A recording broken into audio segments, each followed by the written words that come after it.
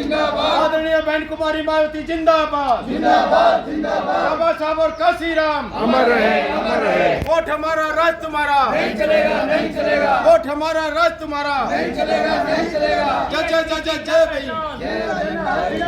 BSP की क्या पहचान? नीला झंडा हाथी निशान। जय जय जय जय जय भीम। जय भीम जय भीम जय जय जय जय जय भीम। जय भीम जय भीम। बहुजन समाज पार्टी जिंदाबाद। जिंदाबाद जिंदाबाद। नमस्कार, स्वागत है आपका इंडिया की धड़ में। इस समय हम लोग पहुंचे हैं इंदिरा कॉलोनी रविदास मंदिर। तो देख सकते हैं सामने बहुजन समाज पार्टी जिंदाबाद जय जय जय जय भीम के नारे यहाँ पर गूंज उठे हैं। आखिर आज यहाँ पर ये जो नारे गूंज रहे हैं, वैसे तो अक्सर ही हमने आपको दिखाया है कि बसपा पार्टी के कार्यकर्ता जहाँ भी पहुँच जाते हैं जोरदार नारे आप लोगों को वहाँ पर सुनाई देते हैं। और ये बसपा के कार्यकर्ता ऐसे कार्यकर्ता हैं जो समय समय पर समाज की लोगों की या दीन दुखियों की आवाज़ को भी उठाने का काम करते हैं। तो आइए, आज हमारे साथ यहाँ पर लोग मौजूद हैं। सबसे पहले जान लेते हैं कि आज ये जो लोग इकट्ठे हुए हैं, आज मेन यहाँ पर इकट्ठे होने का क्या कारण रहा? आज हमारे बीच में बहुजन समाज पार्टी के बहुत ही ओजस्वी नौजवान और इस हरियाणा प्रदेश को नई ऊर्जा देने वाले माननीय कृष्ण जमालपुर जी हमारे बीच में, जो हमारी 3 मई की मीटिंग होने वाली है उसके दिशा निर्देश देने के लिए और ज़िले की जो बॉडी है उनकी ड्यूटी लगाने के लिए हमारे बीच में पहुँचे हैं। क्या नाम है? फूल कुमार नंबरदार, जिला अध्यक्ष बहुजन समाज पार्टी पानीपत। तो देख सकते हैं पानीपत के जिला अध्यक्ष हैं बसपा पार्टी के फूल कुमार जी हमारे साथ। उनका कहना है कि आज प्रदेशाध्यक्ष कृष्ण कुमार जी इनके बीच, कृष्ण जमालपुर आज इनके बीच में आए हैं और किसी कार्यक्रम का जिक्र कर रहे हैं। तो आइए कृष्ण जी से ही बातचीत कर लेते हैं। कृष्ण जी, क्या कुछ कार्यक्रम रहने वाला है और विशेषता क्या रहेगी उस कार्यक्रम की जिसका मैसेज देने के लिए आज आपने हमें तलब किया? सबसे पहले तो मैं आपके चैनल का धन्यवाद करता हूँ, इंडिया दहाड़ का, और आपका यहाँ आने पर वेलकम करता हूँ। आज मैं पानीपत के हमारे इस गुरु घर में आने वाली 3 मई को बहुजन समाज पार्टी की मासिक बैठक, जो हमारे प्रदेश स्तरीय बैठक होगी, जिसमें हमारी संगठन की समीक्षा होती है और जो माननीय बहन कुमारी मायावती जी के डायरेक्शन है हम अपना संगठन तैयार कर रहे हैं। उसमें हमारे राष्ट्रीय कोऑर्डिनेटर आदरणीय रणजीत सिंह बेनीवाल जी इस बैठक के मुख्य मेहमान होंगे। उनके साथ हमारे वरिष्ठ अतिथि श्री सीपी सिंह जी केंद्रीय प्रभारी, श्री प्रताप सिंह जी केंद्रीय प्रभारी, और मेरे साथ स्टेट में कन्वीनर भाई विशाल गुर्जर जी प्रदेश प्रभारी, तमाम हमारी प्रदेश की यूनिट, तमाम प्रदेश के जिला अध्यक्ष और विधानसभा अध्यक्ष यहाँ शिरकत करेंगे और अपने अपने क्षेत्र की कार्य रिपोर्ट को रखेंगे।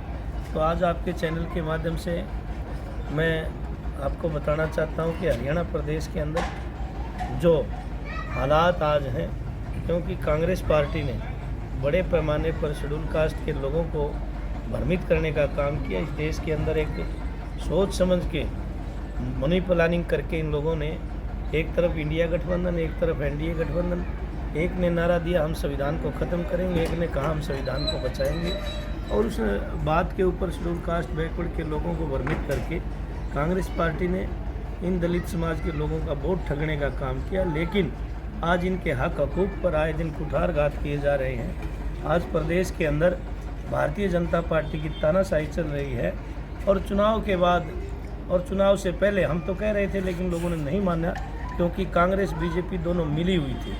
आज हरियाणा प्रदेश के अंदर ये जग जाहिर हो चुका है कि आज विपक्ष नाम की कोई चीज़ नहीं है। इतने समय के बाद भी कांग्रेस पार्टी विपक्ष का नेता नहीं दे चुकी, और आज हरियाणा प्रदेश में कोई विपक्ष की आवाज़ कोई उठाने का काम कर रहा है तो केवल बहुजन समाज पार्टी सड़कों में उतर करके दीनहीन दुखी लोगों की, चाहे वो कर्मचारी है, व्यापारी है, किसान है, शेड्यूल कास्ट के लोग हैं। आज प्रदेश के अंदर मुख्यमंत्री नायब सैनी श्री कह रहे थे पहले चुनाव से पहले कि हम प्रदेश में लॉ एंड ऑर्डर कायम करेंगे, लेकिन लॉ एंड ऑर्डर में ये सरकार पूरी तरह से फेल है। अभी हाल ही में इन्होंने चुनाव से पहले एक घोषणा और की थी कि हम कौशल बोर्ड में जो लगे हैं उनको हम हटाएंगे नहीं, लेकिन आज उनको भी घर बैठाने का काम किया जा रहा है सेटलमेंट के नाम पे। दूसरी तरफ कौशल बोर्ड में इन्होंने रिजर्वेशन देने की बात की थी, वो भी इन्होंने नहीं की। दूसरा, इस देश के अंदर आरएसएस बीजेपी का जो एजेंडा है वो बड़ा खतरनाक है। खास करके एजुकेशन के ऊपर बड़ा कुठारघात किया जा रहा है। इस प्रदेश के अंदर ही नहीं, देश के अंदर आरएसएस बीजेपी का एजेंडा है कि सरकारी संस्था से स्कूल मूलभूत हमारी जो संविधानिक हमारा हक हकूक है उनके ऊपर कुठारघात करके ये गुरुकुल की तरफ बढ़ रहे हैं। आज चिराग योजना के नाम से एक योजना हरियाणा प्रदेश से चालू की गई, जिसके तहत सरकारी स्कूल में अगर बच्चा जाएगा तो उसको फीस देनी होगी और प्राइवेट स्कूल में अगर बच्चा जाता है तो उसको सरकार फीस देगी।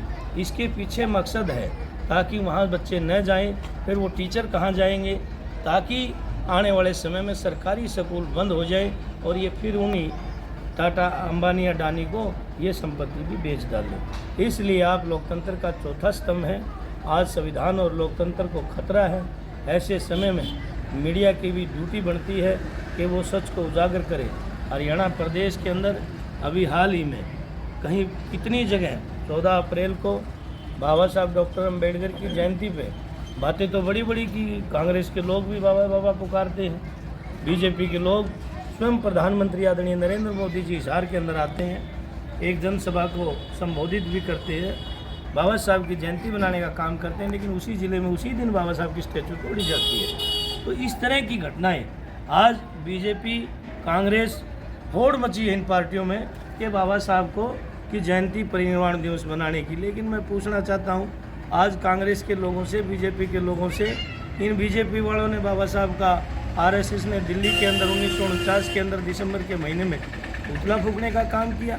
वहीं परम पूज्य बाबा साहब डॉक्टर अम्बेडकर दुनिया के महान विद्वान ने इतना बड़ा संविधान और लोकतंत्र दिया, तो उसके बाद भी कांग्रेस ने कभी उनको जीत करके पार्लियामेंट में नहीं जाने दिया। तो सब ढोंग है इस देश के अंदर।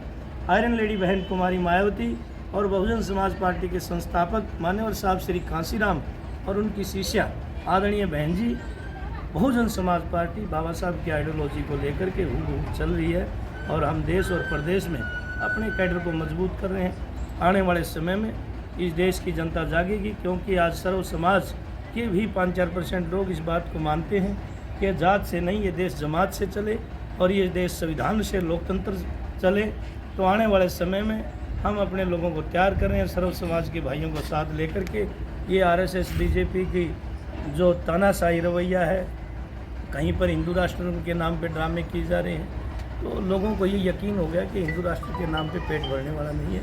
देश की जीडीपी कहाँ जा रही है, एजुकेशन पॉलिसी पे क्या कर रही है, इन तमाम इशू को लेकर हम अपने कैडर को मजबूत कर रहे हैं। आप देखेंगे आने वाले समय में हरियाणा में भी चौंकाने वाले रिजल्ट होंगे और देश के अंदर भी बहुजन समाज पार्टी, जो देश की तीसरे नंबर की आज राष्ट्रीय पार्टी है, आने वाले समय में नंबर 1 पर राष्ट्रीय पार्टी होगी बहन जी देश की। कृष्ण जी, विपक्ष का काम होता है सरकार के द्वारा अगर कोई गलत नीतियाँ या कोई गलत काम किया जाता है उसको आईना दिखाना, लेकिन विपक्ष कहीं चुप है, ना जाने क्यों, कोई ईडी-सीडी का डर है उन्हें या कुछ और है। लेकिन आप खुल के बोल रहे हैं और सरकार को आईना दिखा रहे हैं, आपको डर नहीं लगता कि आपके खिलाफ कभी कोई कार्रवाई होगी? तो हम इस देश के अंदर बहुजन समाज पार्टी, वैसे तो सर्व समाज के साथ हम अपनी नीतियाँ रखते हैं, सर्वजन हिताय सर्वजन सुखाय का हमारा नारा है। लेकिन आज मैं ये कह रहा हूँ कि कांग्रेस बीजेपी दोनों सगी बहनें हैं। ये सगी बहनें हैं, वही कांग्रेस के लोग आज बीजेपी में हैं और इन्होंने दिल्ली में भी मिली भगत की, हरियाणा में भी मिली भगत की। देश की नहीं, कहते हैं सच और झूठ का जूता तो बहनों के बीच में भी बसता है। आप ये कह रहे हो सगी बहनें, तो सगी बहनें मतलब क्या, दे अपने ही बच्चों का जो है भविष्य खराब? नहीं, वो टेबल पर कर लेते हैं। आज विपक्ष की भूमि समाज पार्टी निभा रही है और मैं ये आपके चैनल के माध्यम से कहना चाहता हूँ देश की जनता और प्रदेश की जनता से कि ये मिले हुए हैं, इन्होंने कुछ नहीं लेना। इन्होंने प्रदेश में लूट मचाई हुई है। कहने को आदरणीय नायब श्रेणी से प्रदेश के मुख्यमंत्री हैं, लेकिन लॉ एंड ऑर्डर के नाम पर वो एक शब्द नहीं बोलते। आज प्रदेश में 2 लाख नौकरियाँ खाली पड़ी हैं, भरने का काम नहीं कर रहे। डी ग्रुप की नौकरियां निकाली हैं, उसमें भी आप देखो कितना मारामारी हुई है। आज हमारे मैरिड जो बच्चे IPS IAS की तैयारी करने वाले बच्चे थे, वो डी ग्रुप के लिए मारे फिर रहे हैं। आज 16 यूनिवर्सिटियाँ प्रदेश के अंदर है, किसी के अंदर वाइस चांसलर या रजिस्ट्रार कोई शेड्यूल कास्ट बैकवर्ड का कोई भाई नहीं है। आज कैथल के अंदर आपके यहाँ संस्कृत विश्वविद्यालय, आप मेरे को बताना, वहाँ हरियाणा प्रदेश के कोई और नहीं है, सब बाहर से लाके सेलेक्ट किए हैं, तो हरियाणा में क्या योग्य नहीं है? तो ये तमाम बातें हैं, इसलिए आरएसएस का एजेंडा लागू है और कांग्रेस चुप है, कांग्रेस के युवराज चुप हैं आज प्रदेश के अंदर और देश के अंदर मैं तो ये कहूँगा कि कांग्रेस की और बीजेपी की ये मिली भगत की सरकार है। ये तो रही बात हरियाणा स्टेट की। अगर बात की जाए देश के स्तर की तो पहलगाम पर एक आतंकी हमला किया गया जिसमें बड़ा ही निर्दयता से 26 हिंदू परिवारों को चुन चुन के उनके बच्चों को मारा गया, उनके परिवार के सदस्यों को मारा गया। उसको लेकर के क्या कहना चाहते हैं? मैं इस समय इस विषय पे कोई राजनीतिक बात तो नहीं कहूँगा। ये बहुत ही दर्दनाक हादसा हुआ है और इसमें सरकार और विपक्ष ऐसे समय में देश को बाबा साहब का संविधान हमें यही सिखाता है, ऐसी विकट परिस्थिति में हम सबको एक होकर के इस चीज़ का मुकाबला करना चाहिए। इस पर राजनीतिक रोटियां न सेक के, ये कोई हिंदू मुस्लिम और सिख ईसाई का नहीं है, ये समूचे देश के लिए एक बहुत बड़ा ही दर्दनाक हादसा है। इसकी जितनी निंदा की जाए, भर्त्सना की जाए उतनी कम है। और मेरी उन महान सपूतों के लिए सच्ची श्रद्धांजलि।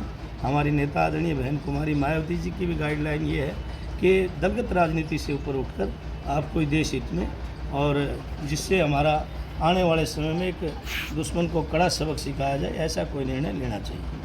तो देख सकते हैं ये हैं हमारे साथ कृष्ण जमालपुर जो कि प्रदेशाध्यक्ष हैं बसपा पार्टी के और आज यहाँ पर कार्यकर्ताओं के बीच में आए हैं। जिलाध्यक्ष फूल कुमार जी हैं, उनके साथ तमाम कार्यकर्ता बसपा के यहाँ पर मौजूद हैं और इनका यहाँ पर एकत्रित होने का एक ही मकसद था कि आने वाली 3 तारीख को 3 मई को यहीं रविदास मंदिर इंदिरा कॉलोनी के अंदर जो है एक बैठक कार्यकर्ताओं की होने जा रही है और बैठक जो है प्रदेश स्तर की होने वाली है, जिसमें प्रदेश स्तर के नेताओं के साथ साथ यहाँ पर सदस्य भी मौजूद होने वाले हैं और उसमें कई कड़े निर्णय यहाँ पर लिए जाने वाले हैं। एक और जहाँ आपने देखा कि इलेक्शन के बाद तमाम पार्टियाँ चुपचाप शांति से अपने अपने घरों में